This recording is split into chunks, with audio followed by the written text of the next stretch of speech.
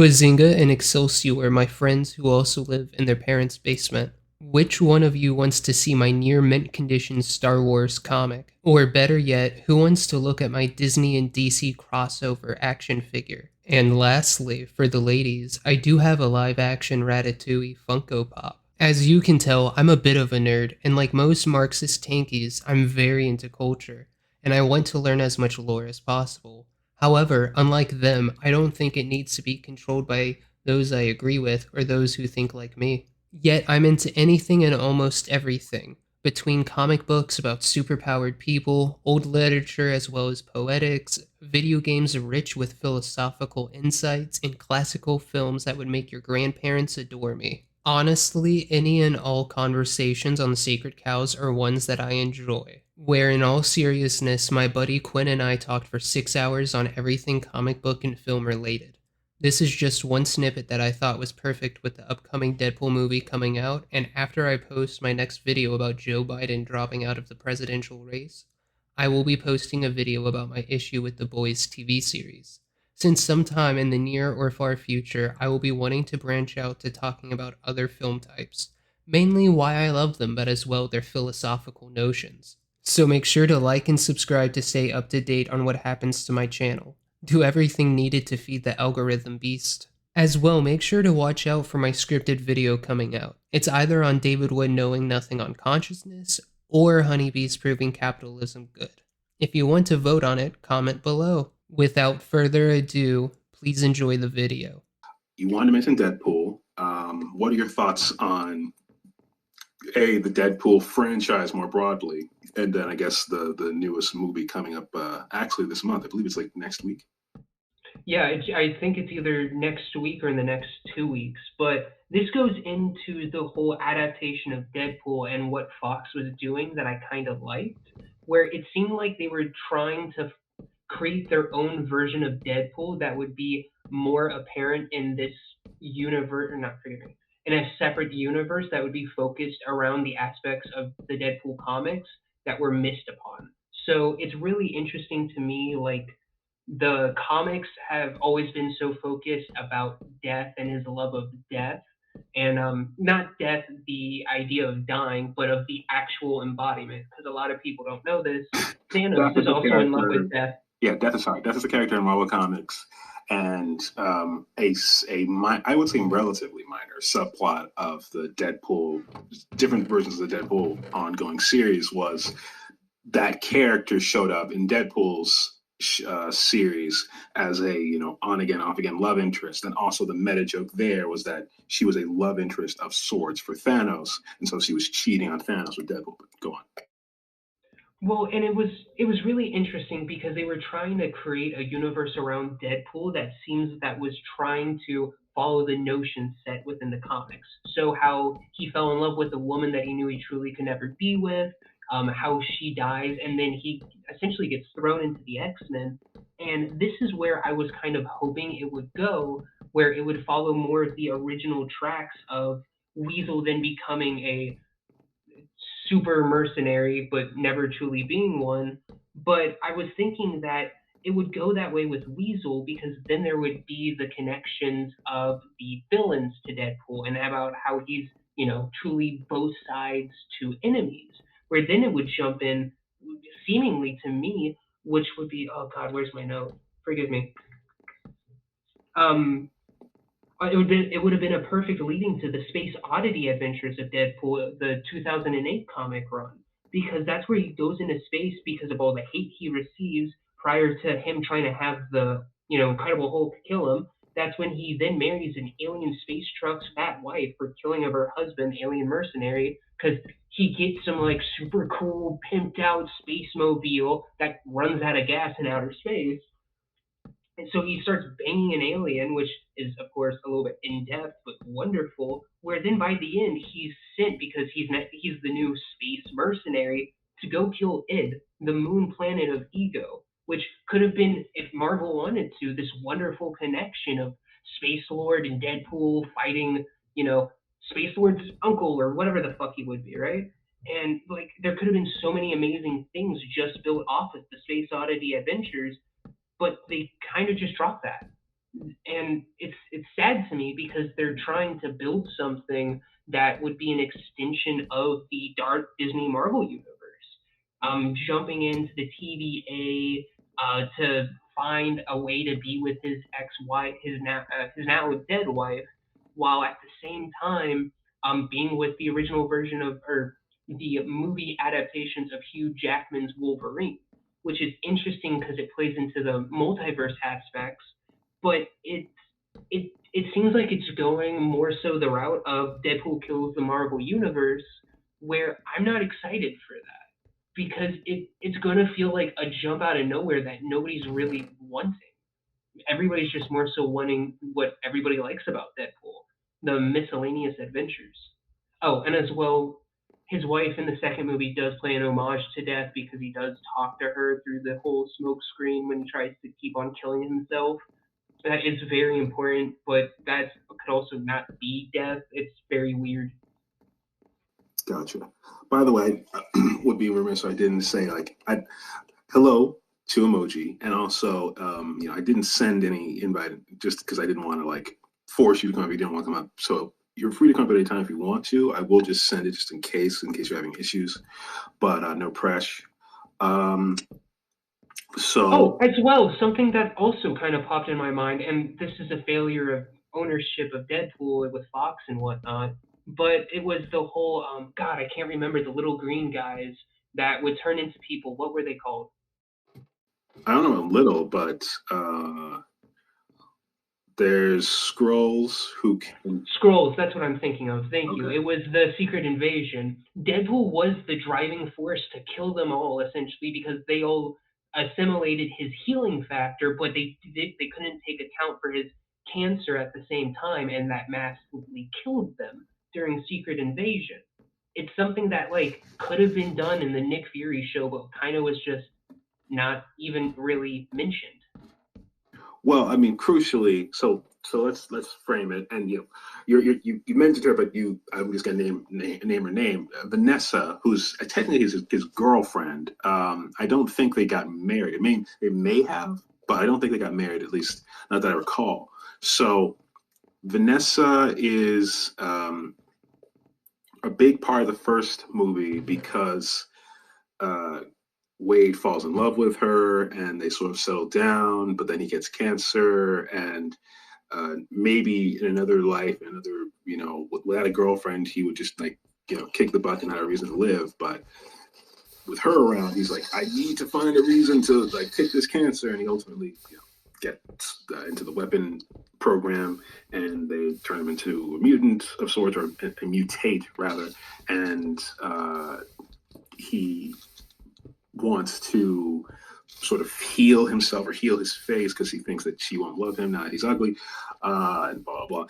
And they ultimately she accepts him as he is, and that's the end of the first one. And the second one, she dies. So it's a big sort of time travel is introduced in the second one, and it's a big sort of plot around can he bring her back? Can he fix the past? This and that. Also, a bunch of laughs and whatever involved because it's a Deadpool movie. And the third one, we don't know all the details, but what I heard, it's either starting off with, because the trailer seems to imply this, it's starting off with everything's cool, but Wade is recruited by the TVA to save his universe and or the multiverse more broadly, even though he's semi-retired. But then I've heard other reports that maybe what's going on is not only is Wade retired and essentially living a quiet suburban life, but he's actually broken up with Vanessa, and Vanessa's with somebody else. And part of this will be Wade sort of getting his groove back more broadly. To your point about Weasel, yeah, I mean, Weasel's not a factor for a number of reasons, not the least of which being TJ Miller got Me Too'd, and so he's kind of on the outs with Hollywood broadly, but certainly with. Wait, no shit, really? I don't pay attention to the drama like that. He did? Yes, and also reportedly he and Reynolds were never really close. They kind of didn't get along, so there was no love lost between them. So when there was a reason for TJ not to come back for the third one, they're like, yeah, you're not going to come back for the third one. But But notably, like maybe it's just me, and it's something that I've noticed with the trailers that makes me worry. Yes, Deadpool does have an important connection with Wolverine, and Ryan Reynolds, of course, has a great friendship with Hugh Jackman. But Deadpool's friend isn't truly Wolverine. Wolverine hates his guts. I don't know how they're gonna make that work. It would be Spider-Man, the two men who, when Deadpool gave his healing factor to Spider-Man to make sure he lives, essentially had like the cutest gay couple that went on until the Earth ended. Like it was the cutest thing on Earth. so I mean, anything anything is possible with good writing. I say that as a writer, especially as a screenwriter. What I would say is, as far as the stuff you talked about with Weasel, that they could basically, and they kind of already set this up in the second movie, even a bit in the first movie, the role that you're talking about could be occupied by Dopinder, the Indian character, the taxi driver. He basically has become a mentee, an apprentice of sorts of Deadpool, not a sidekick, because that's more like a Negasonic Teenage Warheads role. But I guess he's kind of a sidekick too. And so Dopinder, could serve the role that you described with Weasel, where he, becomes a mercenary, but he sort of has a change of heart or whatever. But regardless, um, I'm not entirely sure, and then keeping some of it under wraps deliberately, what the what all the details are for the third movie for Deadpool and Wolverine. What has been indicated is, like you said, they have a contentious relationship. This actually isn't the Wolverine from the mainline Fox films. This is an alternate version of that character, which is part of why Hugh signed on, apparently, is that this doesn't invalidate everything that happened with the Fox series and Logan, because this is just a different Wolverine who's got his own like sad sack backstory. But yeah, they don't like each other. They have issues. They fight each other. But Deadpool obviously is more of the like peacemaker slash wannabe buddy buddy type guy. So he's the sort of driving force to them trying to get along and putting aside whatever issues they might have for the greater good. But also, it's like Wolverine's the straight man, Deadpool's the wisecracker. So there's all these elements where, like, if it was Spider-Man, for example, certain writers have written them as getting along because they're both wisecracking characters. Other writers might say, like, Deadpool might write it as Deadpool is to Spider-Man what Spider-Man is to most other characters, which is annoying, obnoxious, doesn't know when to like be serious. So it depends. I mean, there's a reason why Spider-Man it's very wishy-washy if he's an Avenger or not. Sure. So it depends on the writer, but uh, everything I've heard seems like they have more or less a good idea for this film, and I mean it's already shot, so it's coming out. But it seems like that they're on decent enough footing. It's going to be a multiversal hopping movie, and multiversal slash different timelines. They kind of conflate that concept with the TVA and whatnot. To your point about, oh well, why didn't they use Deadpool for anything else or anything sooner? This film is the first film that's introducing him to the MCU proper. Like, prior to this, he was part of the Fox universe, and even then, he was kind of cartoned off in his own like sub little thing there. They make a joke about that in the first film until actually in the second film. So they couldn't really use him for Secret War, or Secret Invasion rather. So they may be using for Secret War, because Secret War apparently is going to be a giant like clusterfuck crossover with everything. Like, yeah, it'll make Infinity War look like Avengers 1 or whatever. But moving on. Well, and this is my bigger fear, why it seems like they're more going the track of Deadpool kills the Marvel Universe instead of Deadpool Space Odyssey, is more so because they're trying to keep alive, and this is my personal belief, but it seems like they're just trying to keep alive the Disney TV shows, and more specifically the Loki show, because it's really important. Not many people saw it, but Loki kept the timeline pure by being the central root of all the timelines or whatever. And this may, or most likely, play into an idea of Deadpool doing something like he may do in this movie to then allow Loki to be able to slip from the hole, which I'm not the biggest fan of because they keep on trying to. It seems like they're trying to utilize Deadpool to keep alive other franchises because of his popularity. But Deadpool has never been a, you know, I don't know how to say this best. Deadpool has always been an addition to the Marvel universe, but he's been his own separate entity. So do you mean in the films they've been trying to do this, or just do you mean the character more broadly, like in comics and just other media? And so directly with film, how they're going about with the movie, it feels like they're trying to just make it where, based off of the Deadpool popularity, they are trying to utilize it to keep alive the TV shows because that's why they're so focused around the TVA. Which I mean, Deadpool has a little bit of multiverse shenanigans, but that's never really been his thing. His thing isn't helping others like the TVA because Loki's keeping the timeline alive. Deadpool's more thing has always just been the side character until you need a Deus ex machina, essentially. Okay. Again, we'll have to. I'm assuming judgment. We'll have to see what actually happens in the film. If I had to guess, I would say there might actually even be some weirdness with this film, similar to what there sort of was with Multiverse of Madness, where it'll be, building off of stuff that was established in a Disney Plus TV series, but sort of imperfectly, because maybe some of the writers, I have to double check how many people are even on the screen, and there's one. Let me double check. There's a lot, actually. Ugh, that's not always the best, not always a great sign. I remember looking at this when it was first announced. There was like four names, and now there's like five. Ryan Reynolds, Rhett Reese, Paul Warnick, Zeb Wells, who is actually a comic book writer, and the director Sean Levy. They all have hands on the script. I don't know. We'll see. Oh, and it's released. It's going to be released July 26th. So yeah, 2 weeks from now, more or less. We'll see how that breakdown is actually rendered, maybe in the actual credits. Some of them might be story by, some of them might be script by, but more writers is usually not a good sign when it comes to film versus TV.